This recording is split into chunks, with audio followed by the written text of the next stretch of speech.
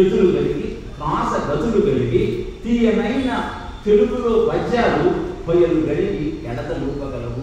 చదవకొక సంస్కృతి శ్లోకం నేను ఎందుకు చదువుతాను తెలిసింది. సంస్కృతానికి ఒక అద్భుతమైన శక్తి ఉన్నది. అది విన్నా చదివినా దాంట్లో మాట్లాడినా మనలో ఉన్న న్యూరాన్స్ యాక్టివేట్ అవుతాయి. ఇది కనుక్కున్నది భారతీయులు కాదు, అమెరికాలో జేమ్స్ అనే శాస్త్రవేత్త. ఇంకా ఒక అద్భుతమైన శక్తి ఏంటంటే మొన్న కాశీకి వెళ్ళి అక్కడ పిండ ప్రదానం చేస్తాను ఆ బ్రాహ్మణ్ నుంచి. ఆయన 4 మంత్రాలు చదివి నన్ను తెలుగులో చెప్పమంటారా సంస్కృతంలో చెప్పమంటారా అని. సంస్కృతానికి ఉన్న శక్తి తెలుగు లేదు, హిందీకి లేదు, ఇంగ్లీష్కి లేదు.